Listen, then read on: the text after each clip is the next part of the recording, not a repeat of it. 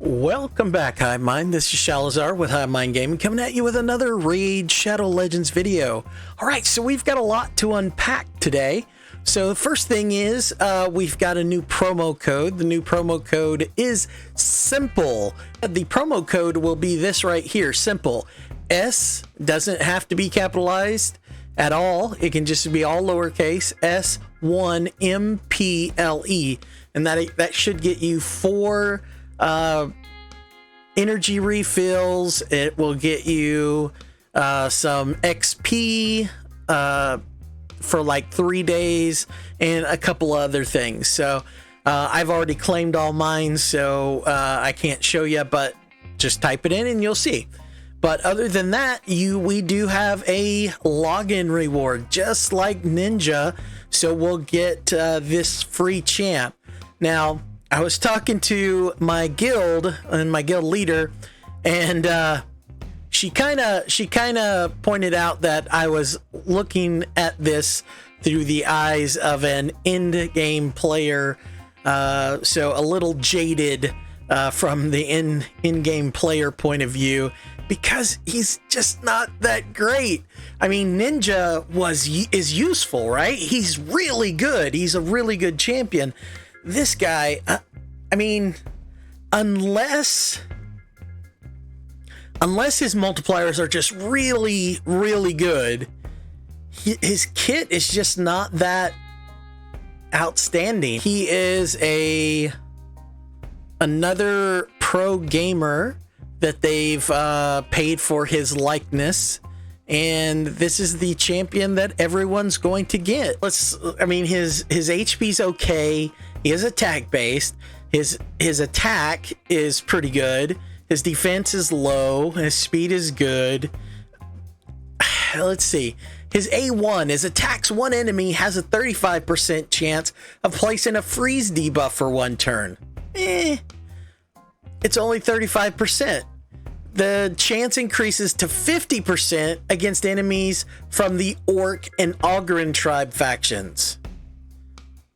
I mean, does this guy have something against Orcs and Ogryn? I mean, what's the deal there? I don't know. All right, so his A2, it's on a 4-turn cooldown that books down to a 3-turn. It's attacks all enemies, has a 75% chance, it books up to 100% chance of placing a 60% decreased defense debuff for 2 turns. Also has books up to 100% chance of placing a weakened debuff only against Orcs and Ogryn for 2 turns. So here's the thing that bugs me. He would be really good if it was a decreased defense and weaken champ that everyone was getting for free. It would just be fan-freaking-tastic. Because those people that don't have Dracomorph, that don't have Lydia yet, that don't have those type champions, this would be an awesome champion for that. But a champion that does AoE decreased defense, we have epics that do that. I mean, we've got Tayrael, we've got Madame Cerise, we've got a lot, we've got a few, we've got Stagnite. We've got epics that can do this. And then he's going to do a weekend only if there's an Orc or Ogryn. Now, like I said, I'm looking at it from a jaded standpoint of an in-game player.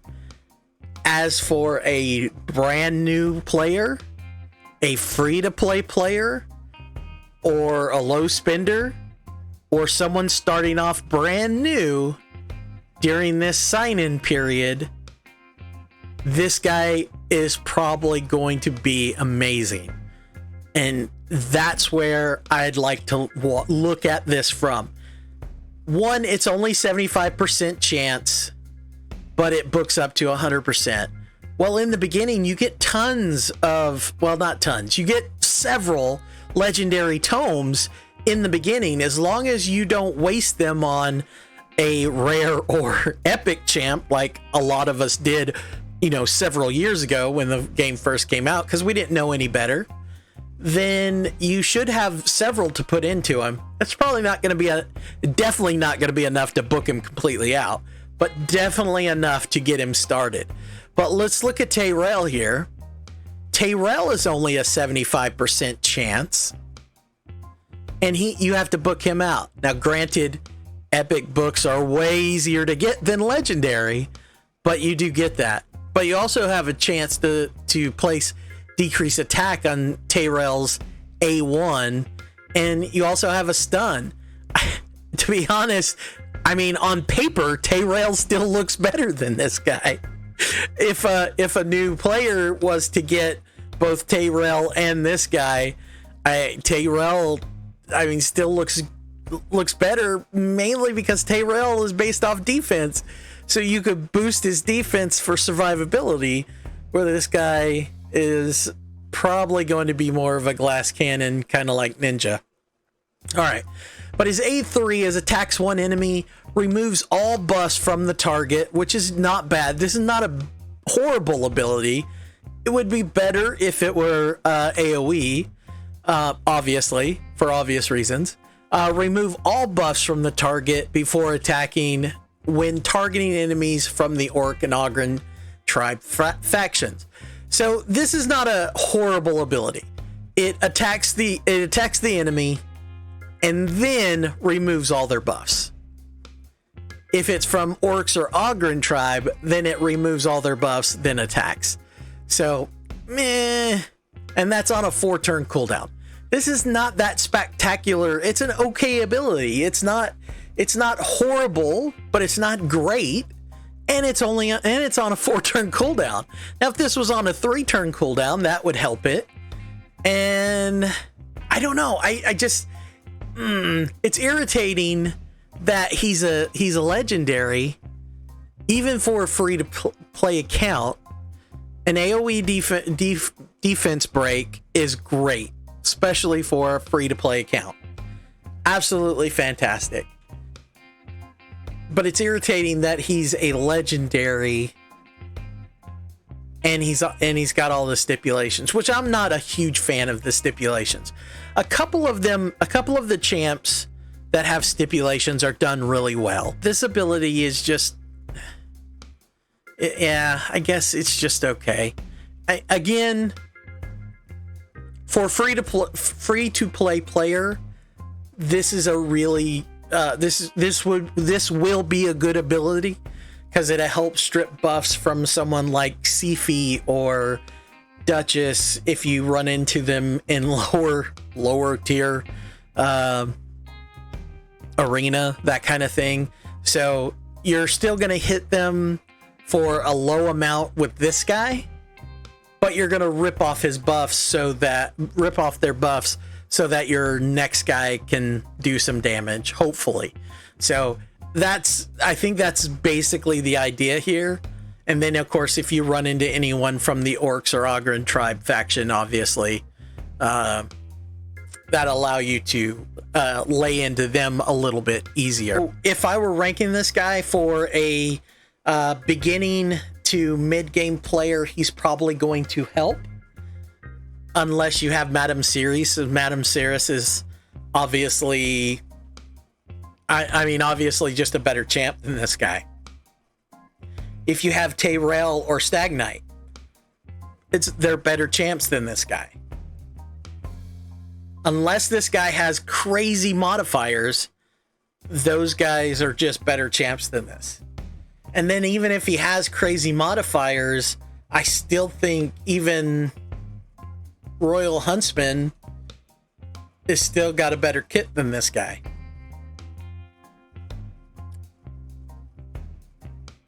I mean, he's at 100% without books. I mean, you have to crit with it, but I mean, odds are you're going to build him as a crit beast anyway. He's going to help new players and probably mid-game players. He could possibly help mid-game players as well. But when it comes to in-game players or people reaching in-game, I don't think the guy's going to help at all. I don't think he's going to help at all. So that's my views on him. There was another thing that happened. There's another epic that was released, the Scion, who looks really cool. I mean, they did not skimp on this guy. He looks pretty snazzy. He is an attack-based epic champ of the demon spawn. His stats look about the same as that legendary we just looked at. His A1 is attacks one enemy, has 20% chance of placing a block active skills debuff for 1 turn, which is not horrible, but it's only 20% chance that books up to 30%. So it's not going to happen a lot. His A2 attacks one enemy, places a block buffs debuff and 100% heal reduction debuff for 2 turns, and will ignore any shield buffs. So anything that ignores shields or any other buffs or defense, things like that, is a good thing. And then his A3 removes all debuffs from this champion, then attacks all enemies, so it's an AoE, places a 50% increased attack buff and a 30% increased crit damage buff on this champion for 1 turn after attacking. I don't understand this. Why is it after attacking? And if it's only for 1 turn, it goes away the next...